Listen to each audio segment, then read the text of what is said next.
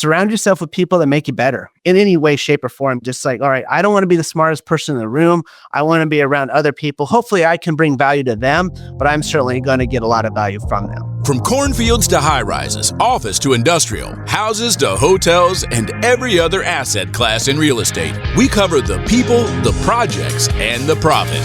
Welcome to the Investing in Iowa show. This show is for go-doers, action takers, and business owners. It's for people like you who are sick of Uncle Sam taking a huge bite of your apple. If you're looking to get ahead of what's taking place in Iowa, learn who is doing what, and how you can get in on the action, you're in the right place. Hosted by Neil Timmins, an Iowa native who has been involved in over $300 million in real estate right here in Iowa. Recording in studio from West Des Moines. Here's your host, Neil Timmins. I've got Ryan Irwin here on the show. Ryan, welcome.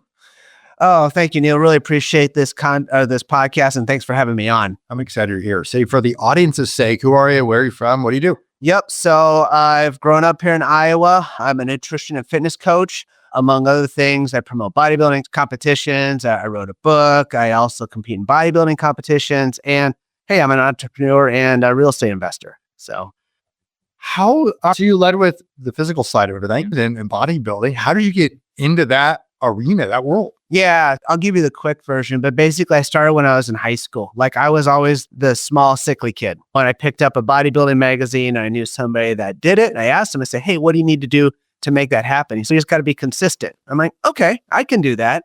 And so that started more than I ever thought would start. And I just started doing it. And since then, I've been immersed in the industry, again, putting on competitions, coaching people, helping them attain that, not just bodybuilding, but just healthy physique, whatever that looks like for an individual. So. Wow. All right. So you got into it in high school. Walk me through post high school, where that led you and what life looked like for you. Yeah. Went to Iowa State, graduated with a sports and exercise science degree and with an emphasis in management. And so all throughout that, doing bodybuilding, fitness, got into the business side. My wife and I, we got married young, started having kids right at the gate. And so I needed a job. I needed to make some money. And so I focused on the business side of things. And so while doing that, continuing the bodybuilding fitness as a hobby, and then through multiple different finding myself careers, if you will, one of which was in banking for about 5 years, which now as a real estate investor helps me out quite a bit. But then I was able to eventually leave corporate America. I built my coaching platform to the point where I do that full time now. My wife and I, she's amazing. She supports me in all my craziness.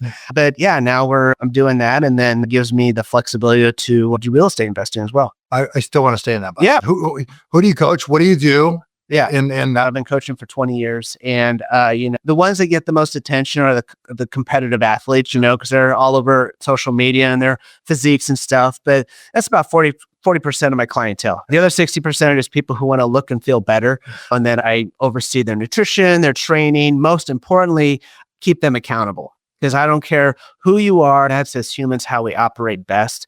And so then, of course, making adjustments and coach them along to make sure they're seeing the results they want.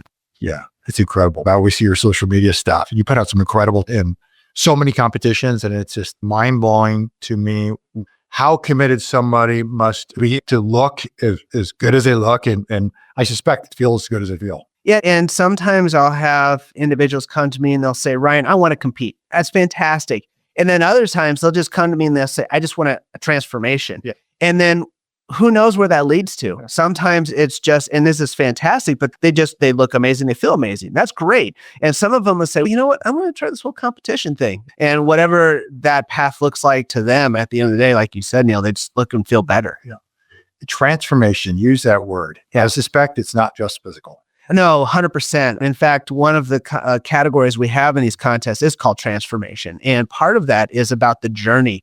And I read these essays and I see these folks and they've overcome huge milestones. Yes, they physically have usually transformed, but the bigger thing is they've overcome these obstacles in their lifestyle and their mindset. And then it just snowballs. And it's amazing because it's inspiring. It's great to see somebody with like huge biceps and a six-pack. But you see somebody that's overcome some major hurdles in their life, that's huge. And that's what life's about. Yeah, no doubt. Hey, Iowa investors. This is Ava Baukamp, Chief of Staff at Legacy Impact Investors.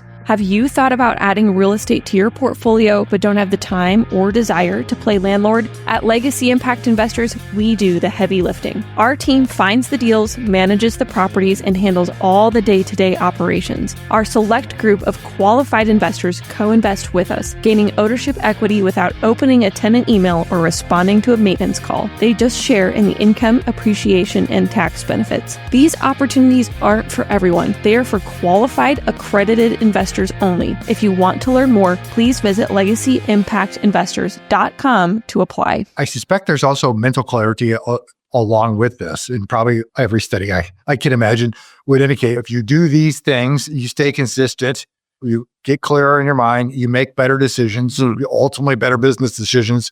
Ultimately, it leads to wealth, probably multiple areas of one's life. Yeah, 100%. I overuse the word momentum. When you've got one thing nailed down, whether it's your physical aspect, it bleeds over into others of your life, your mental side, your career, your relationships, your finances. When I work with individuals, I hope we have this rapport that they're comfortable in talking through all of those things because they all are interconnected. And so when, again, we were talking before you hit the record button, when I was 16 and I started in this, I had no idea the implications it would have, but I can say without a doubt that this helped steer my life to the success I've had and the success I'll continue to have. Yeah. All right. So you were in banking for 5 years. What'd you do there? Yep. I did about everything. Started off as a teller, went down to operations. Didn't like that because you're an expense line versus a revenue line. So I got into lending and got into sales and I did commercial loans. I did real estate loans, consumer loans. So I learned all that. And it's actually what kind of got me started on the entrepreneurial journey because I saw other business owners. I saw what they were doing. I'm like, I like that. Yeah. I like that. So that's what set that stage, if you will, as far as, okay, let me get in this and be my own boss. So. And you stumble into or make a decision at some point to get into real estate to do some things. Talk to me about that journey and that process. Yeah. And as working as a coach, it's a cash-based business, no tax write-offs, getting hammered. So that was the first clue that, okay, I needed to do something to help offset that. The second thing is I love what I do. I love it, but it's me. I'm having the conversations, I'm doing the things. And so, okay, someday I'm going to have to step away, whether by choice or not by choice. And having real estate as a back seat then has that long-term outlook. And so I get the tax advantages and I get the security. And I think we all agree that real estate just makes a lot of sense. Yeah. So tell me about a project or two or what you have done inside the real estate space. Yeah. So my first foray was my wife and I, our first house was a foreclosure. Didn't even know what we were doing at the time, but we did that. And then we, with a starter house and progressed and stuff. But then recently I had one of my good friends, he's into real estate. He goes, Ryan, you should really check this out. And so my in-laws, actually, they were able to inherit their parents' house. And so I'm like, you know what? If there's not a better opportunity to buy a good deal, I don't know what it was. Wow. And they loved me enough. They gave me a decent deal on it. Yeah. I knew the house well. And so that was my first property over in Urbandale area. And so from there, did a syndication. Because at the time, I'm like, okay, this is my limit. This is all I've got. Syndication, easy entry point. All right, we'll call it good. Then the gears start turning, you start learning things. And since then, I've done a couple of Burr properties. One was a duplex. And then most recently, I'm started flipping houses as well. Yeah. What have you learned during the early times, the Burr, the rentals, the keeping the stuff versus the flips? Because they may both be houses, but that's a different process. Right. I think the similarities there are, it's always how you buy it. Always how you buy the value. One Burr was an REO and it was in bad shape. A lot of people walked away from it because of that. The other one definitely needed some rehab. And so that's the same with a flip property or a Burr. But the difference is that when you're burning it, you're looking to hold it and refinance. So the rehab looked at it, and I wanted to also make it a solid rental. I wanted to make sure that, okay, this isn't going to give me problems down the road, and just make sure that it's set up because both of them are actually not in Des Moines. So I've got a little bit of a drive to get there. And so I wanted to make sure that I set myself up from that standpoint too. Yeah. You got a shirt on. BP Con. Oh, yeah. Is on Bigger Pockets. Yeah. 2022. They put on a very significant annual conference. Tell me, when you go, as we were talking before we hit record, you've been to multiple conferences with Bigger Pockets. So let's take specifically with them. Why do you go? What gets you to go? What keeps you coming back? And what are some of the nuggets that you get out of this that you've been able to ultimately implement in your practice? Yeah, no, it's one of those things where, so probably about the time I was doing the syndication, I'm like, you know what? I don't know a lot, but I know enough to get education and surround myself with people that elevate me. And BPCon, I heard about it. And so I'm like, okay, this is the place I need to go. So I knew nobody. I flew down there to San Diego, knew nobody, knew very little about real estate. I know a little bit more now. Yeah. But my goal down there, one of the nuggets I took away from one of the first days I'm thankful for, was creating a network. And so I went down there with the intention, every day I wore something from Iowa, purposefully, Iowa State, by the way. Yeah. And so people would know, okay, that guy's obviously from Iowa. And so I met about 36 individuals down there that I felt like I had a good rapport with. And so as I was flying back to Des Moines, I was making a list of people who I thought would be a good person to be on a mastermind group. And so I reached out to, of that 36, about 24, and out of that, about 12 then accepted it. And so ever since then, so we're going on our third year now, we have Zoom calls each month, a couple times a month, and we're holding each other accountable. We're all real estate investors from different parts of the country. Ironically, a couple of them live here in Des Moines. We joke because I had to go to San Diego to meet them, but it's been great because we have different geographic points, but also different focus groups. So there might be a guy who's doing STRs. We got some commercial guys. We got an agent in there. So it's just great. And it's like our own little mini mastermind board of directors, and we bounce things off of each other. Yeah, it's incredible to have that group and a diverse knowledge base. People are seeing different things and they all come from different perspectives. I don't know about you, but to me, this community, the real estate community as a whole, is such a giving community. Oh, huge. And it's refreshing. It's refreshing. And on the fitness community, it's not necessarily like that. It's a little, which is crazy because so much of the population needs fitness, endless amounts. But yeah, it's not as open as real estate. And that's really refreshing. That's one of the things I noticed when I started getting into it. What do you think that is? I'm asking because I'm generally curious. I have no answer. Honestly, I think it's because everybody thinks they have the secret sauce. And they're afraid that they're going to let it out. And then honestly, again, if there is a secret sauce, I'll go back to accountability. I always say I can write the perfect program for somebody, but if I can't hold you accountable and then you have the consistency to do it, it's not going to work. So yeah, it's just not going to matter. I want to back up a little bit. You mentioned you went into a syndication early on. Tell me about that.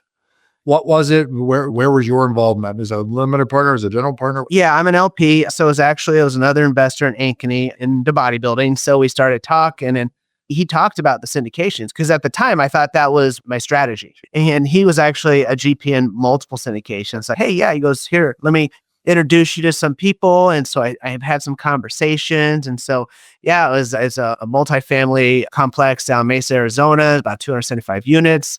So I'm LP on that. It was funny because my wife and I, and again, she's super supportive. She's so, what happens if something goes wrong with this apartment? What happens? I'm like, oh, honey, nothing's going to happen. Like literally within a month, one of the units caught on fire. So, it's like, and she's amazing. She didn't say, I told you, but it all worked out. We all know insurance and all that stuff. But it was like, oh yeah, here we go. So yeah. Or you are enough of anything, things are bound to happen. Yeah, exactly. What are you most excited about for 2025? Oh, so much. It's only my third year of real estate investing. So I'm still very green and I'm learning so much along the way. And no, I would say one of the things I'm excited about is getting into private lending. I just actually self-directed IRA. We actually talked a little bit about that. And so starting to look down that path and dabble in that. No, I think that I've always zigged when others have zagged. I was buying. And now if rates come down, okay, I'm going to pull back probably from buying, restructure some of my debt and improve cash flow. So I think there's never a bad market. It's just, how do you take advantage of it? You could do what you do anywhere you choose to do it. You're in Iowa. Why? You know what? When I go to these BPCon conferences, everybody's like, where are you? I'm in Texas or I'm on the coast or whatever. And I say, I'm from Iowa. They're like, really? And I love it because it's so stable. If you want cash flow, you get cash flow. If you want appreciation, you get appreciation. STR, whatever it is, it's there. And so I love the community. I'm comfortable in it. I know it. It's just when the economists talk about other areas, you just don't have the swings like you do in other areas. So if you're a house flipper, execute the Burr strategy or do double closings and are in need of money, Little Guy Loans is your go-to lender here in the Des Moines area. Time is money. Loan approvals in 24 hours. Closings in 5 days. Little Guy Loans was founded by Neil Timmins, an investor just like you. Since he has been in over 10,000 homes in Des Moines, there's never an appraisal. Houses, multifamily, and commercial property loans up to $1 million. Check out www.littleguyloans.com. Ready for the final 3 questions? Yes. One piece of advice for your 20-year-old self, what would it be? Great question. So learn and understand real estate sooner. Like I said, our first house was a flip, didn't know what we were doing. We could have hung on to that thing, reduced our capital gains tax. We could have used that. There's been a couple houses along our journey that I would have kept as rentals. Just learning sooner about real estate. 2 books that changed your life. Oh man, I'm a voracious reader. I read all the time. Of course, the Bible, but 2 business books. One would be Essentialism by Greg McKeown. It was actually one of the books that steered me to direct my entrepreneurship and my business to focus on the essentials. And then the second book was Intro to Real Estate Investing by Brandon Turner. Okay. And actually, I picked it up through Audible. I didn't even know about Brandon Turner. I didn't know about Bigger Pockets. That's how I found Bigger Pockets, was through Audible. So went on a vacation and just completely digested that book, took pages of notes, and that book was pivotal too. This question, in your real estate business, if you were cast away on an island for a year, you can only get 3 pieces of data about your business each and every month. Yep. What 3 things must you know to know how your business is running? Yep. From my coaching business, it would be a client progress summary statement. See how my clients are doing. From a real estate business, it'd be my P&L. And then also just the other one would be just a summary of my bank accounts. Always looking at my accounts. Yeah, absolutely. Yeah. Wow, Ryan, I've asked lots of questions. What's one question I did not ask that I should have asked? I would say, what would be the key to entrepreneurship? Oh, yeah. Let's talk about it. Yeah. So I think the big one is you have to relentlessly manage your time. You have to be very intentional about it. For me, like my morning and evening routine locked down, even when I'm traveling, that's the same. It sets the pace. And then just master your schedule, focusing on block scheduling, making sure you're very intentional and very disciplined with your time. And I think the other thing would be surround yourself with people that make you better in any way, shape, or form. Just like, all right, I don't want to be the smartest person in the room. I want to be around other people. Hopefully I can bring value to them, but I'm certainly going to get a lot of value from them. Are those in the fitness space typically more structured than the average population? I would say so. Yeah, I would say so, because I see this a lot, is especially going back to competitors. If they're high-level competitors, they've got stuff, they've got jobs, they got family, they've got hobbies, and so they're just trying to structure all that. A lot of business owners in that realm too. So I think that it's just kind of part of that disciplined lifestyle. And that, again, that discipline just carries over into all different facets. I'm curious as to those who compete. What's their why? What gets them to show up and do that every day? Maybe it widely varies from person to person. Yeah, that's a great question, Neil. I think it does widely vary. For some people, it's, hey, this is my sport. I want to go as far as I can with it. For some, it's, hey, I'm overcoming an illness or maybe some sort of an ailment or physical condition that I'm walking away from. For some people, it's, I know what my parents look like and what they're at, and I don't want to be that way.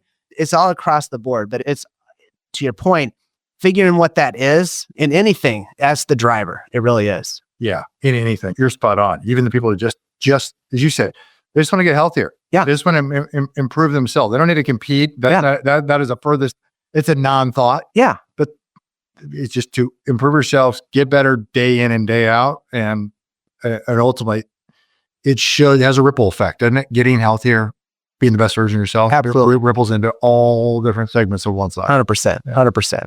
Ryan, I've really enjoyed this. I appreciate you taking the time. For people, they want to find you, they want to connect with you, where can they go? What should they do? Hopefully, I'm very easy to find. You'll find me on Instagram. You can also find me on Facebook, my website, Impact Action Coaching, or on the BP forums. Perfect. Links are below in the show notes for all of those. Ryan, thanks for being here. Okay, thank you, Neil. Appreciate the invitation. Thanks for listening. If you're enjoying the show, may I ask a favor of you? Naturally, subscribe so you never miss an episode. But would you rate and leave an honest written review on Apple Podcasts? It does a lot for us here at the show, and I appreciate reading your thoughts. Great guests make for a great show. If you know of another Iowan who would be a great guest, or you yourself have interest in being a guest, well, get on our radar. Visit Investing in Iowa to fill out an application or recommend a guest. And if you want to connect with me one-on-one, go to legacyimpactinvestors.com. Click on the Invest With Us button in the top right corner. And there you can pick a time for the two of us to get on the calendar and connect. Until next time, keep investing in Iowa.